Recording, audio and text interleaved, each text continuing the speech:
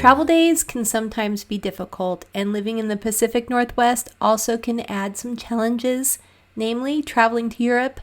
I have to cross the US to be able to cross the Atlantic.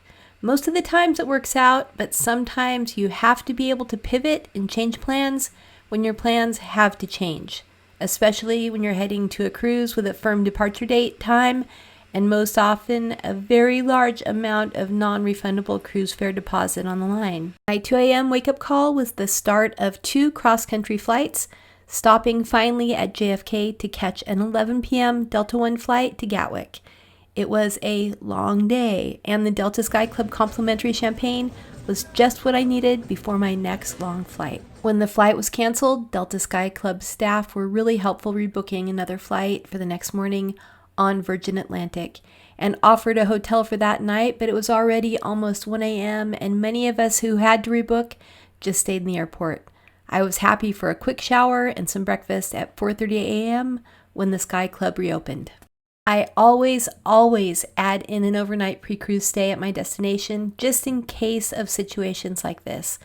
I was thrilled when I saw the Virgin Atlantic Airbus A330-300 preparing for our trip. This plane was nicknamed the Golden Girl, or G-VGBR, and it holds 264 passengers with 31 business class, 48 premium economy, and 185 economy seats. My previous Delta One seat had been transformed into a beautiful upper class seat on this leg.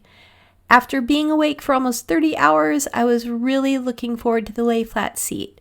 I also had never been on a Virgin Atlantic flight before, so I was curious about the line and their service. Exhausted, I started with a great cup of tea and looked over the flight menu. The meal service was divided into 2 parts, after takeoff breakfast and a bite later on for dinner, with an impressive listing of hot drinks, cocktails, wines, and other beverages. For breakfast, I picked the bacon roll with yogurt and mango wedges, and for dinner, the Florentine ravioli.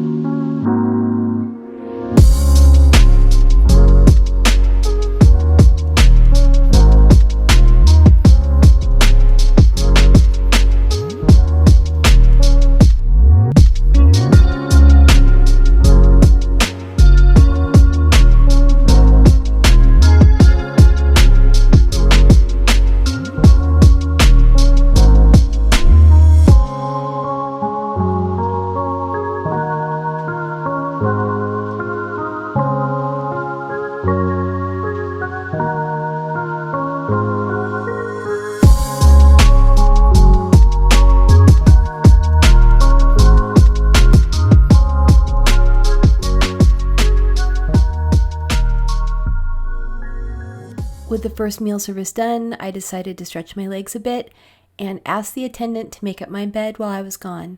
It was a bit more complicated than the Delta One seat that I was used to. When I returned, it was perfect. I snuggled in and put on my eye mask and earplugs, and with a huge smile on my face, I blissfully slept for several hours. I had been so tired and so worried about the flight cancellation and excited about the rest of the trip, but I do have to say that the entire time I knew that Delta and Virgin would somehow get me to London. I wasn't sure what day it was, what time it was, or even where I was, but I woke a bit rested and just in time for the dinner service. When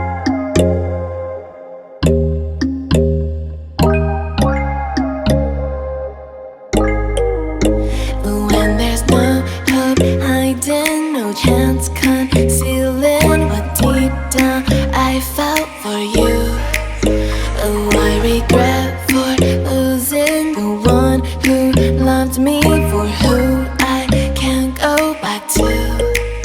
Walking through all the dust, memories and frame a past we simply let fade. Oh, but I don't close the door, waiting a chance for when we'll be back again. You make me feel so crazy, still in love.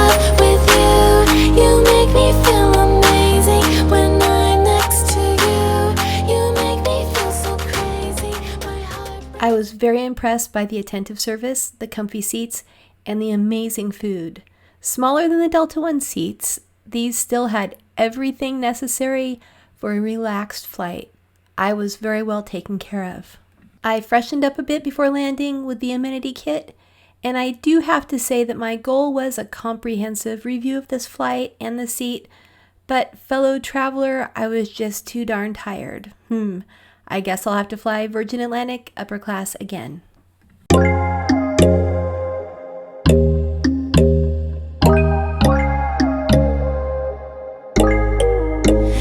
When there's no hope hiding, no chance concealing what deep down I felt for you.